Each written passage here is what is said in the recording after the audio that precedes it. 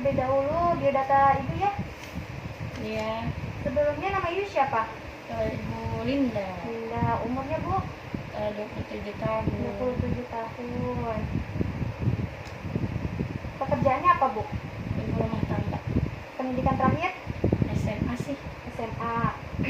Nama suaminya siapa bu? Tuan M. Umurnya? Umurnya 27 tahun. 27 tahun juga. Pekerjaan suaminya apa ibu? Karyawan swasta. Karyawan. Pendidikan terakhirnya? SMA. SMA.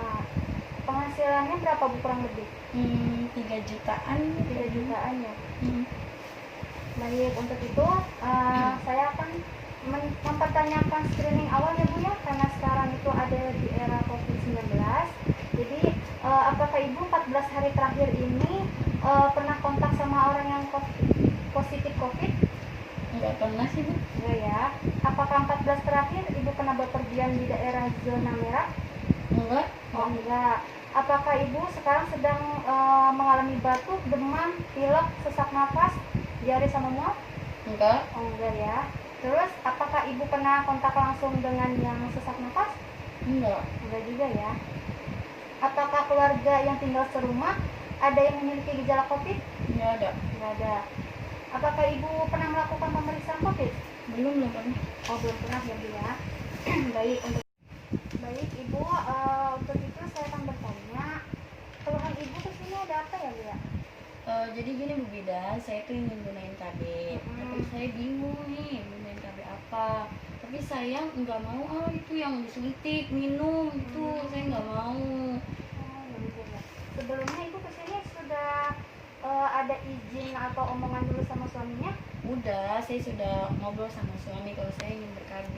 Terus kata suaminya? Suami saya ngizinin. Ngizinin. Terus pilihan juga terserah saya. Oh ya bu, syukur kalau kayak gitu ya. Di sini saya akan menjelaskan beberapa macam metode KB ya bu ya. Karena ibu tidak mau menggunakan KB seperti suntik ataupun menggunakan alat misalkan kayak IUD seperti itu ya bu ya. Jadi ibu memilih metodenya alamiah ya. Iya. Jadi di sini saya akan menyebutkan beberapa metode alamiah. Jadi ibu di sini saya akan menjelaskan masing-masing arti dari KB alamiah ya bu ya. Misalkan yang pertama kan tadi ada metode kalender ya. Nah metode kalender itu senggama dihindari pada masa subur.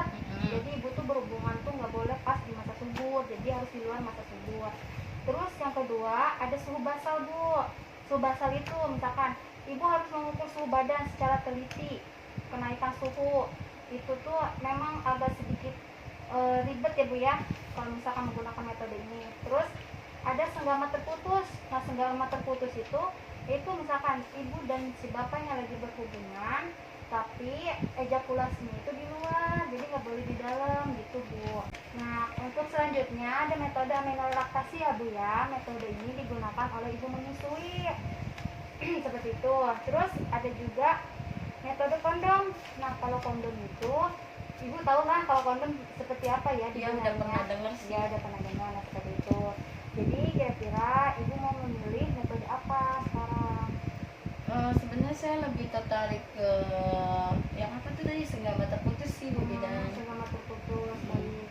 Jadi kalau misalkan ibu tertarik sama metode senggama terputus, di sini sebelumnya saya mau menjelaskan tentang keuntungan dan kerugiannya ya bu ya.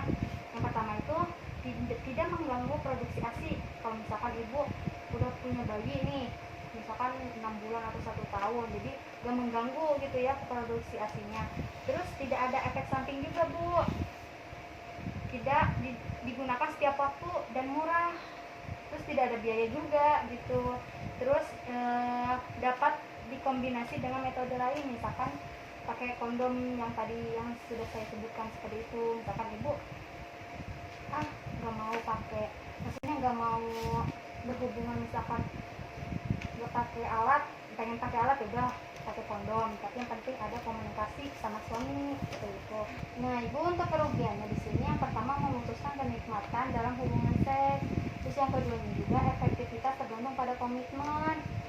misalkan ibu ibu komitmen tapi bapaknya enggak, nah otomatis di situ akan terjadi pembuahan. Nah seperti itu bu untuk kerugiannya ya. Jadi di sini ibu sudah mengerti atau belum? Sudah sih Bu Bidan.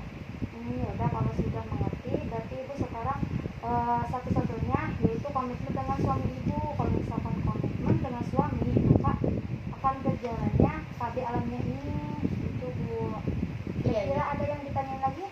Udah enggak sih Bu Bidan, udah ada. Oke, kalau misalkan ada yang ditanyain lagi, mungkin cukup sekian sih ya Bu ya yang bisa saya jelaskan. Kalaupun misalkan ada yang ingin ditanyakan lagi, ibu bisa datang lagi ke sini, ya Bu ya.